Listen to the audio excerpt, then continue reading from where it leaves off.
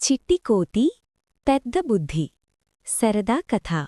అనగనగా ఒక అడవిలో చిట్టి కోతి ఉండేది. ఆ కోతి చాలా చురుకుగా సరదాగా ఉండేది. రోజూ ఏదో ఒకటి చేసి జంతువులను నవ్వించేది. ఒకరోజు అడవిలోకి ఒక పెద్ద డప్పొచ్చింది. డప్పుమీద పెద్దగా లోపల బంగారముంది అని రాసుంది. అన్ని జంతువులు భయపడి దూరంగా నిలబడ్డాయి. కాని చిట్టికోతి మాత్రం బంగారమైతే నాకు భయమెందుకు అని చెప్పి దగ్గరికి వెళ్ళింది. డప్పును కొంచెం తన్నింది. డప్పునుంచి డుమ్ డుమ్ అని శబ్దం వచ్చింది. అంతే, కోతి ఒక్కసారిగా చెట్టెక్కేసింది. అన్ని జంతువులు నవ్వేశాయి. కొద్దిసేపటికి కోతి కిందకొచ్చి చెప్పింది, భయం వేసింది, కాని తెలుసుకోకుండా పారిపోలేదు కదా. డప్పు తెరిస్తే లోపల బంగారం కాదు, ఖాళీ డబ్బా మాత్రమే.